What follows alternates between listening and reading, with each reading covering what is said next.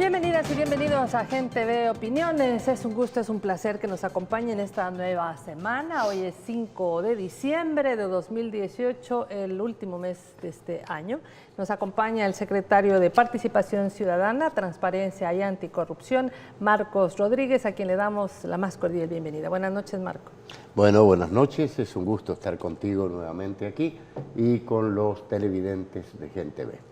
Bueno, sabemos que esta semana dio inicio la Semana de la Transparencia 2018, que entendemos inicia hoy 3, termina el 7 de diciembre.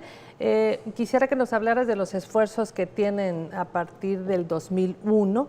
Entendemos que hay esfuerzos relevantes que tienen que ver con empleo, que empecemos con esa temática. Bueno, a ver, la Semana de la Transparencia se celebra aproximadamente desde el 2008. Es bastante reciente y agarró más cuerpo a partir del 2009 con el gobierno del cambio, y tiene que ver con que la primera semana de diciembre coincide con el Día de Lucha contra la Corrupción declarado por Naciones Unidas, y alrededor de esto la primera semana siempre se dedica a tocar puntos de lucha contra la corrupción.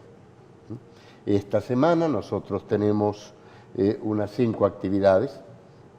La primera fue el día de hoy y tiene que ver con el empleo. Es muy interesante porque en última instancia el empleo generalmente, y esta vez también, es uno de los principales puntos de la campaña electoral. Claro. Y por lo tanto de discusión pública, y pensamos que es importante manejar un enfoque lo más serio posible, porque hoy todo el mundo promete empleo, barbaridades de empleo, miles de empleo, y vale la pena, ¿verdad?, ver cuáles son las cifras reales que tiene el país y reflexionar en torno a estas. Mañana, de martes 4 de diciembre, vamos a tener la rendición de cuentas en CIFCO, en el Salón 12, a las 8:30 de la mañana, y ahí vamos a hablar, ¿no?, de lo hecho por el gobierno en el tema de transparencia y anticorrupción, y en especial del trabajo de la Secretaría. La rendición de cuentas es uno de los aportes de los gobiernos del cambio, aunque la Ley de Acceso 2009, a la Información ¿verdad? Pública así lo mandata, ¿no? En realidad empezamos en el 2010, fue agarrando cuerpo en el 2011, ¿no? Pero fue más una acción política del gobierno, el hecho de que fueran cada vez más funcionarios que fuéramos aprendiendo a rendir cuentas sobre nuestras acciones. Si habláramos de datos, Marco, con relación al empleo público, entiendo que ha habido incremento desde el 2009, no sé si cuentas con algunos de estos datos, y cómo la ciudadanía, que en este momento está en sintonía de Gente B a través de su señal en el canal 29 o también en Facebook Live, pudiera tener acceso a toda esta información, a estos datos. A ver,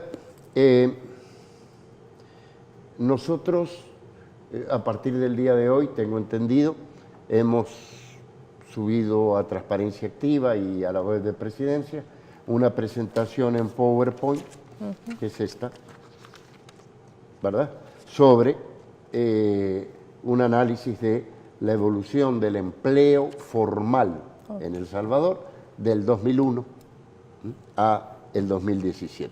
Casualmente, y aseguro que es casual, son 8 años de gestión de Arena y 8 años de gestión de los gobiernos del FMLN. Digo que es casual porque en realidad el mismo Seguro Social no tenía información informatizada anterior al 2001, y considera el Seguro Social que la información más confiable se empieza a generar ese año. Y bueno, ¿qué es lo que dice este análisis así a grandes rasgos? Que el empleo en el país ha venido subiendo lentamente, pero de forma constante, desde el año 2001 al 2017, el empleo formal, aunque sigue siendo más o menos la misma proporción de la población ocupada en términos generales.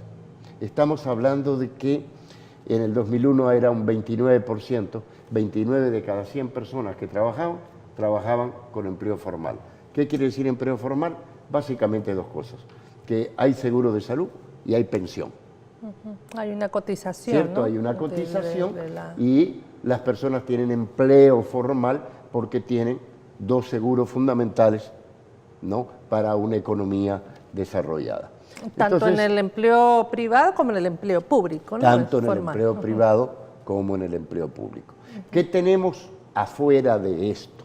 Lo que se llama el empleo informal, que puede ser muy humilde, las vendedoras de los mercados, la gente que vende en la calle, pequeños empresarios que reparan electricidad, el servicio doméstico en buena medida, porque aunque ya se registra en el IS, es una proporción menor, los campesinos, por supuesto, que declaran que trabajan en el campo, pero no tienen ni seguro social ni pensión. Claro. Entonces, ¿qué tenemos?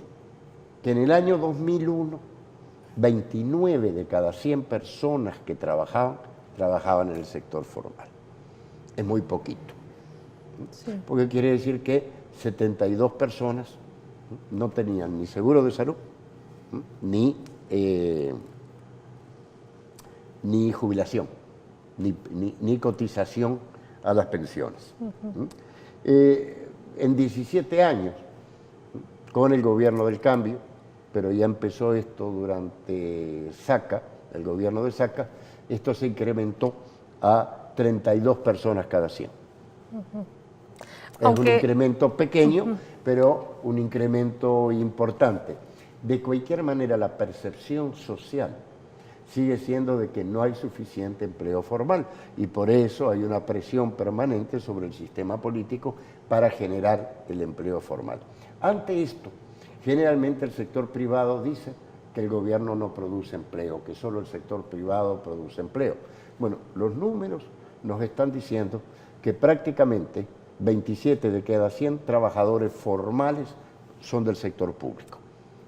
Y que esto es una cifra más o menos constante desde el 2001 al 2017, lo que quiere decir que durante los gobiernos del cambio no se incrementó el empleo público en la proporción, ¿no?, que señalan los adversarios del gobierno.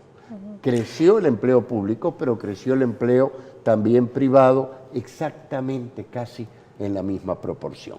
De hecho, quizá podríamos señalar en el empleo público más docentes, ¿verdad? Los docentes, por ejemplo, estaban en una forma de empleo un tanto como por servicios profesionales prácticamente, y también subió el empleo de trabajadores de salud, ¿no? A ver, subió el empleo público, fundamentalmente en los ramos de salud, educación, seguridad, servicios sociales, otro tipo de servicios, ¿no? Pero en las municipalidades creció bastante también, por cierto, pero esta proporción de aumento que se ha escandalizado tanto, es la misma proporción con respecto al total del empleo formal que existía en el periodo de Arena. O sea que no es cierto que los gobiernos del cambio han llenado el país de empleo clientelar, de activistas políticos, sino que básicamente no es la misma proporción. Digamos, un 27% de cada 100 trabajadores formales pertenecen al sector público, ¿no?, y el resto pertenecen al sector privado. Esto es bueno que la ciudadanía lo valore, lo sepa, porque ahora que estamos en plena campaña electoral, mucha gente habla, ¿verdad? Y tergiversa a veces la información o el dato media verdad, media mentira. En ese sentido, creo que es importante remitirse a esos datos que ustedes tienen ya en su página, ¿no? Mira, hay una cosa muy interesante que es bueno que conozcan los televidentes y las televidentes, ¿no?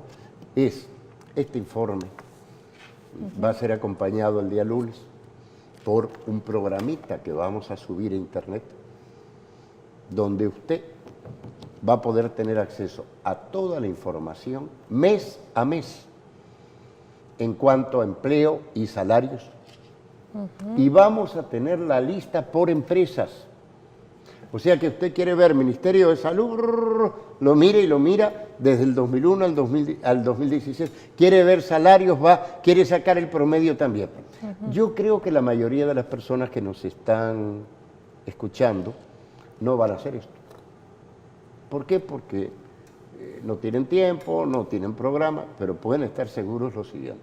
Cuando nosotros subimos un dato y decimos, este es, nos estamos arriesgando a que cualquier persona diga, usted miente. Claro. ¿Cierto? Usted puede cambiar los datos abajo de la mesa en un papel, pero no los puede cambiar cuando los ha expuesto públicamente. ¿Qué quiere decir? Que estamos convocando a la sociedad a que se alimente de esa información, que la critique, claro, o que le agregue, pero no podemos decir que no es transparente. ¿Sí? Quiero contarte otra cosa como un paréntesis. Esta semana la Secretaría de Transparencia va a proponer a la directiva del ISA algo que ellos ya están pensando, que es que empecemos a trabajar otro programa para que cualquier persona pueda ver si le están pagando o no le están pagando, ¿verdad? El seguro de salud. Si usted se llama Juan Pérez, a veces sucede que usted va al ISSSTE y dice, mire, no lo podemos atender porque su empresa hace 6 meses que no paga la cotización, aunque le han hecho el descuento. La mayoría de las empresas pagan, pero siempre hay algunas que no pagan. A veces se van del país o cierran la maquila y queda la gente, ¿verdad?, en la calle y sin la cotización del seguro. Entonces usted va a poder verificar eso. Quisiéramos también que pueda verificar la gente que ha cotizado en INPEP, su jubilación, cuántos años tienen, ¿no? Porque la experiencia nos muestra que cuando la gente llega a la hora de que creen que se pueden jubilar, van a averiguar y ven que le faltan un montón de años que han trabajado, pero no se han cotizado debidamente. Sobre todo antes del 2001, bueno, donde el sistema de recaudación de información y dinero era muy débil por parte del Estado. Entonces, esto es transparencia. Muy bien. Le invitamos a tomar nota de los datos que le vamos a pedir a Marcos, donde pueden consultar en la página web. Eso lo vamos a hacer más adelante. Vamos a ir al primer bloque, al primer corte, y al regresar esté atento con lápiz y papel o pluma y papel para poder anotar. Ya regresamos.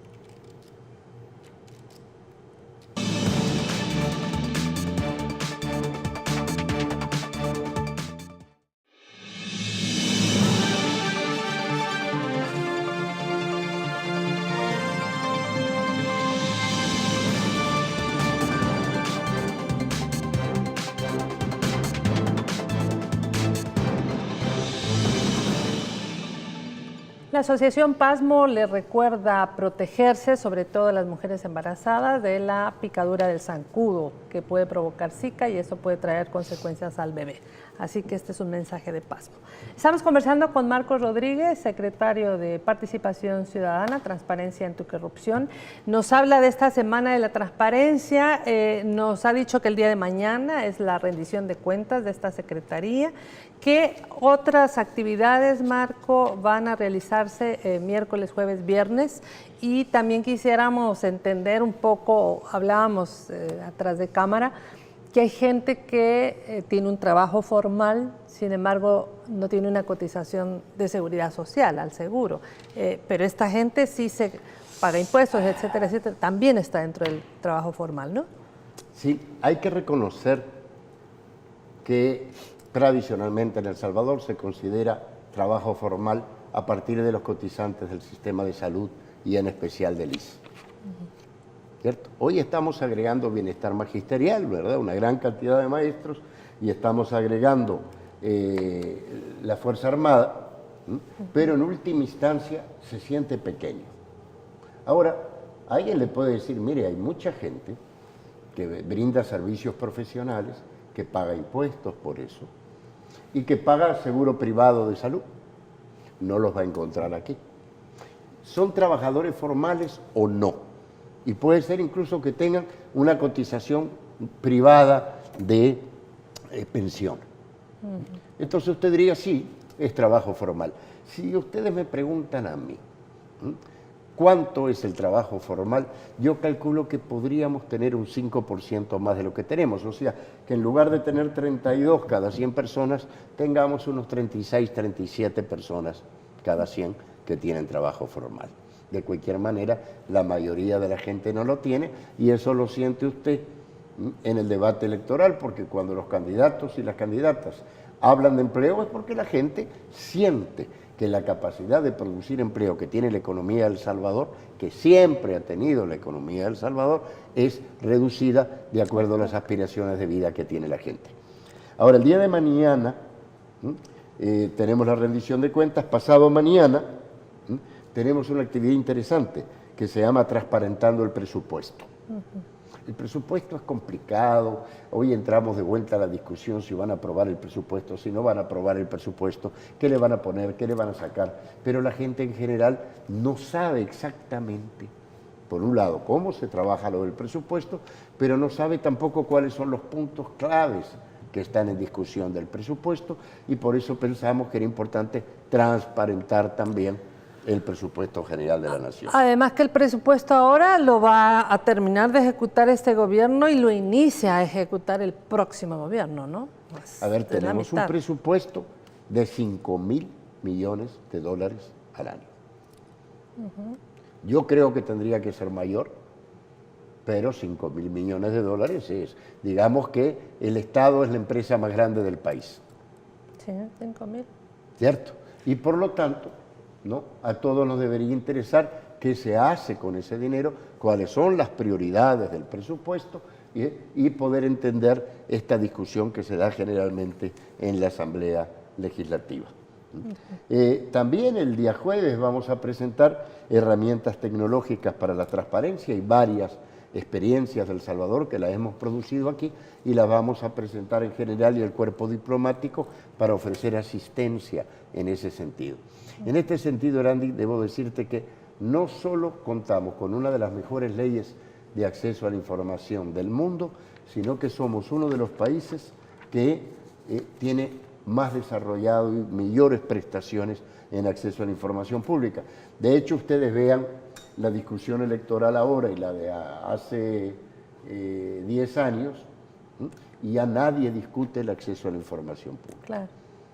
Porque están las redes Porque sociales y todo el aparataje. hay muchísimo más acceso a la información pública. ¿Por qué?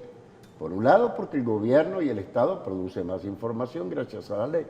Pero por otro lado, porque ya es más difícil que un medio de comunicación pueda ponerle tapón, pueda cerrar la puerta y que no pase la información, porque tenemos las redes sociales y la verdad que tenemos varios canales alternativos como Gente Ve, que aprovechan en algunos casos el cable, pero en otros lados también aprovechan la transmisión digital y que permite que la gente tenga más acceso a la información que la que tenía en el pasado.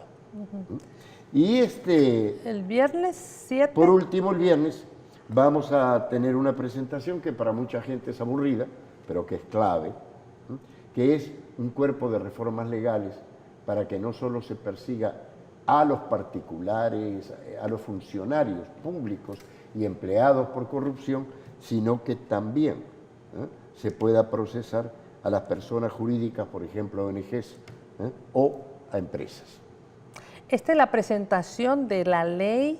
No, es una presentación de artículos que cualquier entidad puede llevar a la Asamblea Legislativa o cualquier fracción legislativa puede retomar, y esto lo hemos hecho en el marco de la Convención de Naciones Unidas de Lucha contra la Corrupción, y lo que nos interesa es que el marco legal de lucha contra la corrupción en el sector público, en el sector privado, pero también en la sociedad civil, sea más sólida de lo que es ahora. Supongo que entraría aquí responsabilidad penal para personas jurídicas, pero también los sobornos que a veces se hacen desde el sector privado, si un ¿no? privado, a ver, veamos el caso SACA. ¿Cuántos privados están siendo procesados? 0. ¿Cierto? Pero SACA no estaba solo. Se lo acusa de triangular recursos con empresas televisivas, con periodistas en particular, ¿cierto? Con empresas que recibían el dinero y lo triangulaban y lo venían a depositar en las cuentas privadas, ¿verdad? O en las empresas del expresidente. Bueno, entonces el problema es que no existe suficiente herramienta legal para poder procesar adecuadamente a las personas. Porque siempre decimos, la corrupción es como el tango, lo bailan por lo menos dos. Entonces lo correcto es que si se va a atacar la corrupción, se ataque tanto a los funcionarios públicos corruptos como también a los privados que colaboran, cooperan para que eso se pueda producir. Claro, siempre hay una correspondencia. Y no eso puede implica ser estudiar solo. leyes, Hay un eso corrupto y un implica tener corruptor. propuestas concretas, ¿cierto? ¿Por qué? Porque en última instancia usted puede pensar que alguien es corrupto, pero mientras no se lo procese jurídicamente, esa persona no es culpable y la posibilidad de juzgarlo va a depender de lo que digan las leyes, no de lo que opine el juez. Claro. Y por eso es bueno que haya buenas leyes. Generalmente hay un dicho que yo no comparto, lo voy a decir públicamente, dice, las leyes son buenas, lo que pasa es que no se aplican. No, mentira. Hay leyes buenas y leyes malas. Hay leyes hechas para que no haya escapatoria, o con muy poca escapatoria. Echa la ley, echa la trampa también, ¿no? A ver, ¿cuántas empresas conocen ustedes que han sido sancionadas por delitos contra el medio ambiente? Ahí están todavía corriendo a dar récord. Todavía. Pero es el Estado que ha tenido que pagar la recuperación de la zona. Y cuando Y la decimos el salud de la Estado, gente. decimos sus impuestos y mis impuestos. ¿Y qué es lo que sucedió? El Ministerio de Medio Ambiente quiso poner multas y la Sala de lo Constitucional le dijo, no, usted no lo puede poner, solo el sistema de justicia puede, la unidad de la Corte puede poner multa. O sea que usted tiene un Ministerio de Medio Ambiente que no puede vigilar eficientemente que no se contaminen los ríos, que no se contamine a la gente, que no se tire desperdicios químicos en los ríos. Por eso cuando decimos que en El Salvador tenemos una buena ley de acceso a la información pública, estamos diciendo también que en otros países hay leyes menos buenas. Claro. ¿Y hay ley? Sí, hay ley, pero uno tiene que ver, no todas las leyes son buenas y a la hora de regular, de perseguir y de sancionar es fundamental no solamente tener buenos políticos y buenos jueces y buenos fiscales, sino tener también buenas leyes porque ellos no pueden ponerse por sobre la ley. Claro que sí. Quisiera detenerme un poco más sobre el tema del Plan de Gasto de Nación 2019. Como tú lo dices, son 6.733 millones de dólares. Claro, la mayoría va para el órgano ejecutivo que tiene pues todos los ministerios autónomos, etcétera, son más de 3.000 millones, también para el legislativo 285, 118 para el Ministerio Público, hay 52 millones para veteranos, que es algo que no ocurría, y bueno, esa es subsidios. una realidad transparente, Ajá. porque El Salvador tiene un impuesto de guerra que se carga a la gasolina desde la época anterior al expresidente Duarte. Y todos pagábamos el impuesto de guerra porque fue puesto en función de financiar la guerra, pero ese dinero, una vez que se metía en la buchaca del presupuesto público, se utilizaba para otras cosas. Después de 20 años de terminar o más el conflicto armado, por primera vez, el gobierno dice no. Después de este lío con los veteranos, con los excombatientes, ¿no?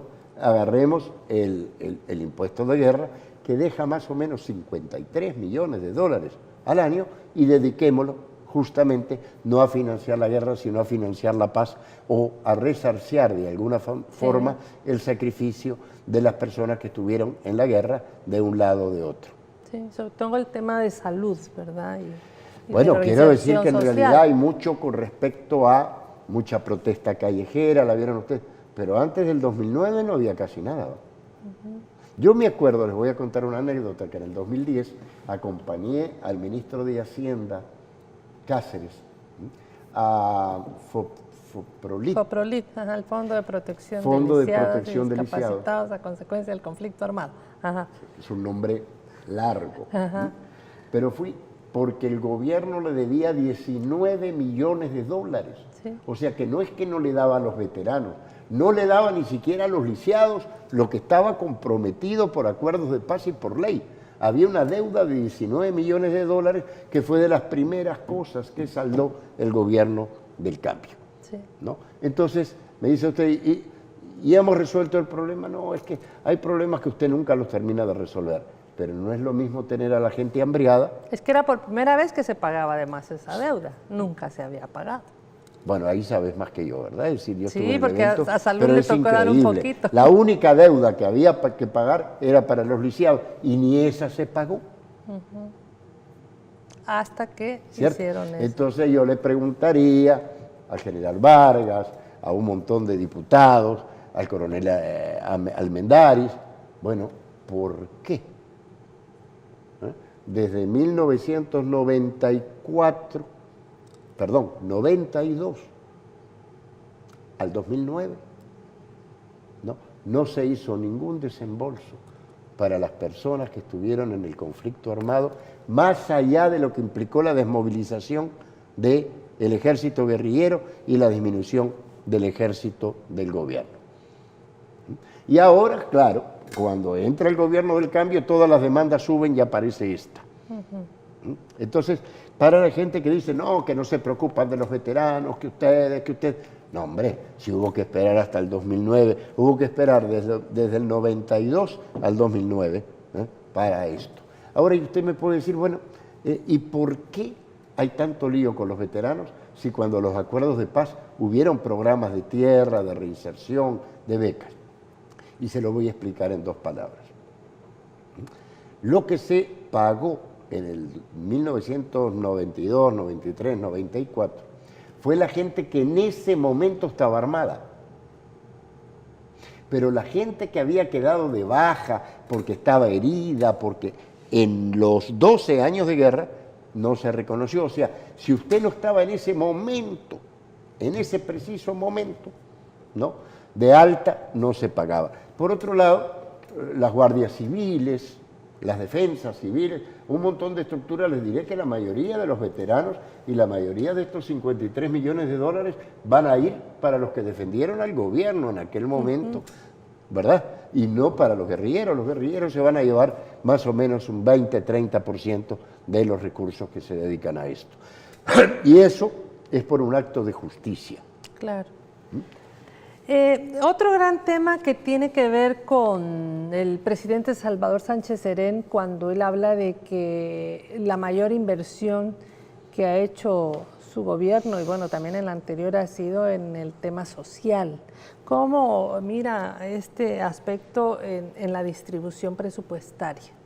Bueno, eso es algo que vamos a abordar específicamente. Creo que en el campo de la salud tú lo manejas mejor que yo. El día jueves, pero sí lo que puedo decir de forma muy resumida es que antes del 2009 no había programas sociales. No hay nada a discutir porque no había. Salvo el FISDL, yo no recuerdo ningún programa social antes del 2009. Había algo sí para los municipios más pobres del país, que por cierto lo manejaba el FISDL.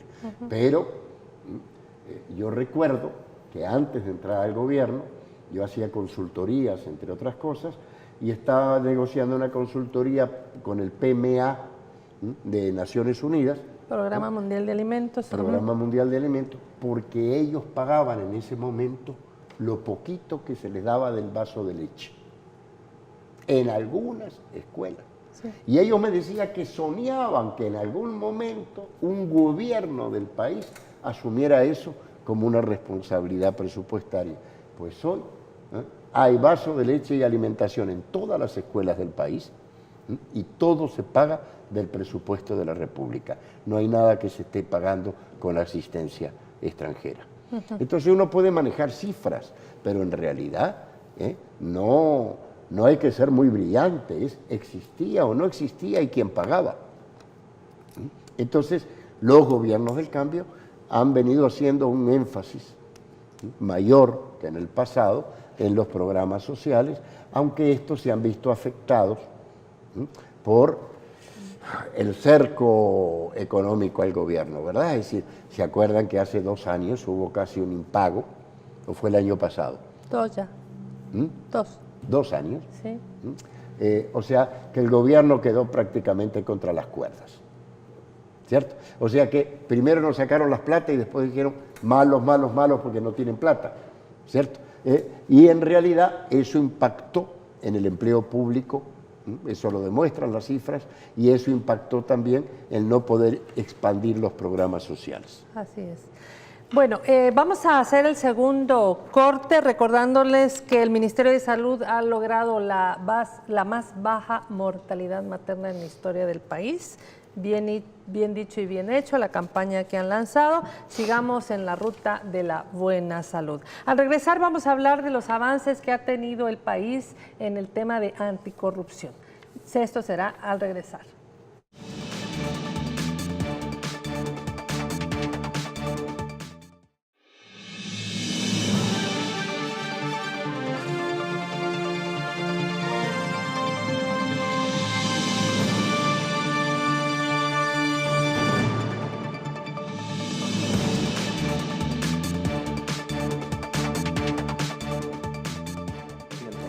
Estamos hablando de lo que están en este momento en la campaña electoral ofreciendo los diferentes candidatos, por ejemplo, con el tema del empleo.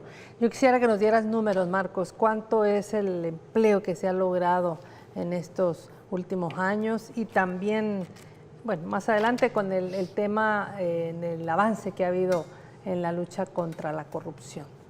A ver, empleo. Del 2001 al 2009, la sociedad produjo 12.932 empleos cada año, en promedio, a veces sube, a veces baja, ¿verdad? Pero en promedio, esto es prácticamente 13.000 al año, en promedio. Yo tengo 11.904, bueno, pero tengo otro dato, está bien, casi 3. Del 2009 al 2017 se crearon 20.693 por año.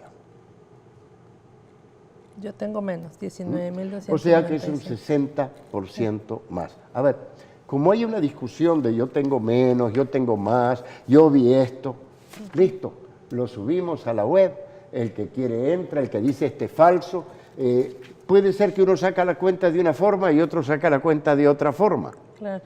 ¿Cierto? Pero lo cierto, la clave aquí, es que por primera vez el gobierno y sus entidades va a tener a tiempo completo los datos desagregados a nivel mensual. En gobierno abierto, ¿verdad? Gobiernoabierto.gov.sb, pero puede usted la semana que viene entrar a la página del Ministerio de Trabajo, ahí va a estar. Ponga IS, ahí va a estar. Ponga bienestar magisterial, ahí va a estar. Hoy la tecnología nos permite subir la información y un mecanismo para preguntar y que eso conteste independientemente de dónde lo está pidiendo usted. ¿Cierto? Entonces, lo cierto es que, a ver, yo no creo que usted lo vaya a hacer, algunos lo van a hacer, ¿verdad?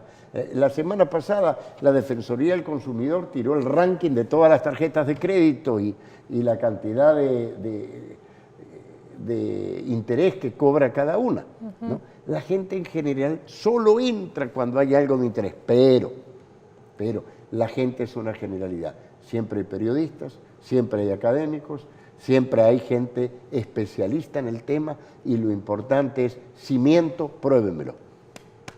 Aquí está. Y está hecho exactamente con el mismo criterio del 2001 al 2017. Cuando hablamos, por ejemplo, de los salarios, el salario nominal creció un poquito más del 2001 al 2009 que del 2009 al 2017. Pero cuando vemos el salario real, que es el salario nominal menos la inflación, y la inflación es el aumento de los precios. Claro. La gente en las encuestas dice los precios aumentan mucho, está todo día más caro. Ha habido una Eso se llama estabilidad. inflación. ¿Mm? Entonces, la inflación era mayor del 2001 al 2009. Quiere decir que del 2001 al 2009 el poder medio de compra de los salarios bajó menos 1.5%. O sea que 8 años después, usted aunque ganaba más, compraba un poquitito menos que lo que compraba 8 años antes.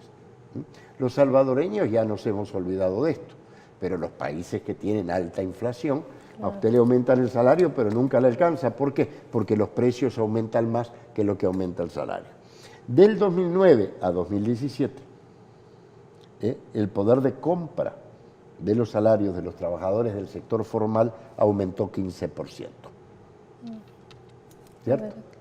O sea que en general usted tiene casi 16 puntos de diferencia. Y se nota, están llenos todos los centros comerciales y mucha gente. Es cierto, a uno nunca le alcanza la plata, hay mucha pobreza. Una de las cosas que vimos... Bueno, que la pobreza extrema también disminuyó. Siempre existió, disminuyó y disminuyó 10 puntos. Sí. Sin embargo, a ver, cuando usted tiene un vaso lleno, si usted le baja una quinta parte es una barbaridad. Pero lo que uno siente es que la mayoría del vaso sigue todavía lleno de agua. Entonces, aquí se trata de ser lo más honestos posible. ¿Mejoró muchas cosas? Sí, realmente mejoró. Empeorar no empeoró, nos tendrían que demostrar cómo estaba antes. Estaba más o menos. ¿Es suficiente lo que mejoró? No, en la mayoría de los casos no es suficiente. Y en el tema de anticorrupción, Marco, ¿cómo avanza el país? ¿Qué medidas se han podido tomar? Mucha gente se ha quejado de que hay muchas trabas a veces, bueno, incluso en la aduana, por ejemplo, cuando se puso la digitalización, que se podían descubrir cualquier cantidad de contrabando. Pero, ¿cuáles son los avances en este tema? Bueno, hay avances en acceso a la información pública, hay avances en juzgamiento, hay avances en manejo público del tema. Antes del 2009 no se hablaba públicamente de esto. Todo el mundo miraba para otro lado. Los mismos canales de televisión miraban para otro lado. Los mismos que hoy se escandalizan por el problema de la corrupción. O sea, la corrupción era algo. Yo me acuerdo que cuando juzgaron a 2 expresidentes de Costa Rica por casos de corrupción, yo lo miraba y decía, ay Dios, se destapa en El Salvador. Pero aquí no se hablaba del punto, ¿no? Hoy que se ha descubierto que hay problemas de... Bueno, en Corea del Sur, que produce los teléfonos Samsung y que tanto admiramos por su tecnología, la expresidenta está presa por casos de corrupción. Es cierto. ¿Cierto? O sea, que la corrupción es como la gripe. Y si quiere póngale el nombre de otro virus peor. Está en todas las sociedades en diferentes medidas. ¿Qué es lo que cambia? Es la capacidad que tiene el cuerpo de resistir los virus y la medicina que usted puede usar. Entonces me dice usted, ¿y El Salvador está mejor o está peor? Está mucho mejor. Uno, porque hoy conocemos lo que antes no conocíamos. 2, porque hoy hay procesos, discusión y la gente rinde cuentas. ¿Estuvo bien el fiscal o no estuvo bien? Bueno, pero es el primer fiscal que aborda el punto, ¿no? Hay otros fiscales que hasta comentaristas de televisión son y nadie les pregunta, bueno, ¿y no había corrupción en su época? ¿Cierto? Hoy se está combatiendo la corrupción y lo acepta el embajador inglés, lo acepta un montón de gente. ¿Quién está contribuyendo más y quién está contribuyendo menos? Bueno, es una discusión. En realidad, el primer cambio fue el de esta secretaría. Y me dicen a mí, bueno, ¿y por qué esta secretaría no controló al expresidente Funes?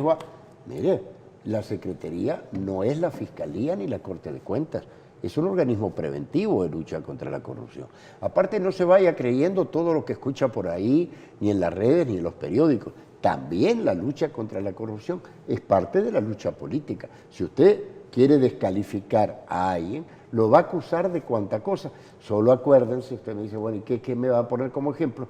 Jesucristo.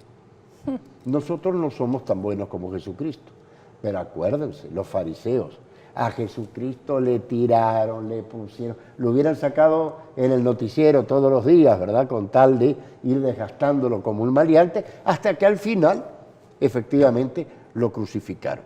Los sectores en el poder, en general, se defienden como gato panza arriba cuando se trata de conservar sus privilegios. ¿Quiere decir esto que los gobiernos progresistas no tienen corrupción? No, de ninguna manera. Debe ser combatida con la misma vara que con los otros, ¿cierto? Pero no me digan que la corrupción empezó en el 2009, pues. Claro.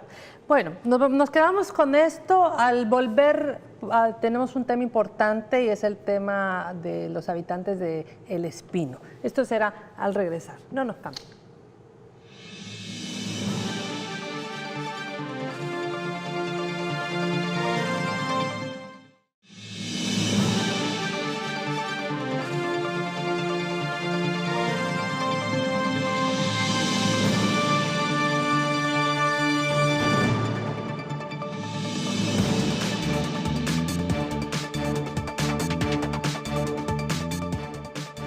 La comunidad del Espino agradeció al presidente de la República la decisión del Consejo de Ministros de transferir un terreno del Ministerio de Hacienda a las familias que fueron afectadas por un proceso de desalojo autorizado por la Sala de lo Constitucional anterior, promovida por la familia Dueñas en mayo pasado.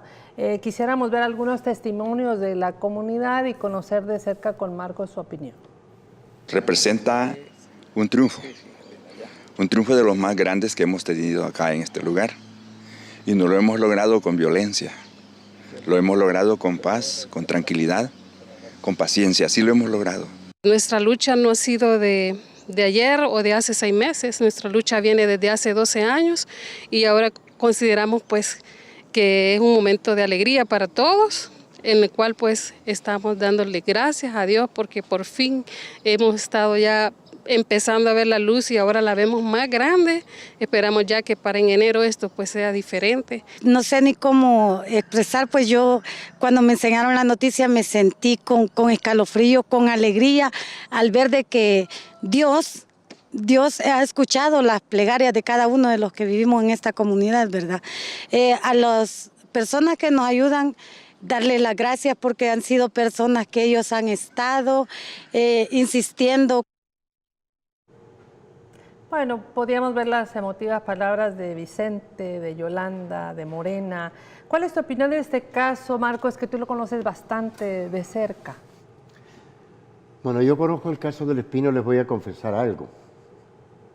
Despuésito de la guerra, yo era parte del Comité de Defensa del Espino. Ahí estaba Ricardo Navarro, el ambientalista, pero también estaba Héctor Silva, por ejemplo. Es cierto. ¿Verdad? Y era parte de la sociedad que pensábamos que el Espino era importante y ya en esa época muy manoseado. ¿Qué es lo que ha sucedido? Bueno, ¿no? La buena noticia es que el Consejo de Ministros ha decidido entregarle una parte de un terreno del Ministerio de Hacienda a la comunidad. Pero esto no se va a poder concretar hasta que no lo apruebe la Asamblea Legislativa. O sea que lo que hace el gobierno es que hace un montón de papeleos terribles, los cuales son tediosos, pero está bien, porque eso de entregar terreno público debe ser un poco complicado para que nadie agarre y ande regalando terreno público como que es de uno. Claro, porque ¿verdad? eso es la Asamblea. Entonces, el Consejo de Ministros lo aprobó esta semana y en la próxima semana va a enviar eso a la Asamblea Legislativa. La Asamblea Legislativa debe ratificar esa decisión. Y a partir de eso, el suelo pasa a Fonavipo, y es Fonavipo que parcela y habilita el traspaso de ese suelo. quiero decirles para las personas que dicen que acá hay vivianes, que hay gente que tiene tierra en otros lados, que se van a beneficiar, que la tierra en el Espino cuesta muchísimo, realmente es de las más caras del país, ¿no? Yo lo que les quiero decir que en la ley ninguna persona que tenga otra propiedad va a poder recibir una parcela en el Espino. O sea, que todas las personas de la comunidad que postulan a través de Fonavipo van a tener que mostrar un documento que les da el Centro Nacional de Registro, que dice que revisados los datos, ellos no tienen ninguna propiedad en otro lado. 2, no la van a poder vender durante 20 años. Es mentira que se les va a dar tierra, la van a vender y se... No, la reciben en tanto gente que necesita eso como un bien familiar y hasta 20 años después no la van a poder comercializar. ¿Cierto? Eso para dejar claro, ¿no?, de que aquí no se está regalando tierra pública a cualquier persona. Además también que la Asamblea debe ratificarlo, ¿no? Debe ratificarlo la Asamblea, pero es muy interesante, porque en la Asamblea Legislativa, el Partido Arena, el Partido PCN y el Partido PDC, en el año 1989, le entregaron gratuitamente sendas partes del Espino a la Universidad Matías Delgado y a FEPADE. Es cierto. ¿Cierto? O sea que lo que hoy se le traspasa a la comunidad es una microfracción comparado, ¿verdad?, con lo que recibió la Universidad Matías Delgado y FEPADE sin pagar un centavo, ¿no? O sea que se Entonces, puede. Se puede. A mí me llama la atención que esta gente, que en su mayoría ya vivía en el Espino, muchos desde antes de la reforma agraria, se hayan quedado sin tierra, ¿no?, y hayan quedado desahuciados y que hasta ahora le prestemos atención. Pero hay gente que dice, pero en realidad estaban ocupando tierras de la familia Dueñas. Fíjese que tampoco es cierto. A ver, la cosa fue así. La familia Dueñas tenía terreno en otro lado, donde pasa la carretera hoy Diego de Holguín. Creo que donde están las Orejas.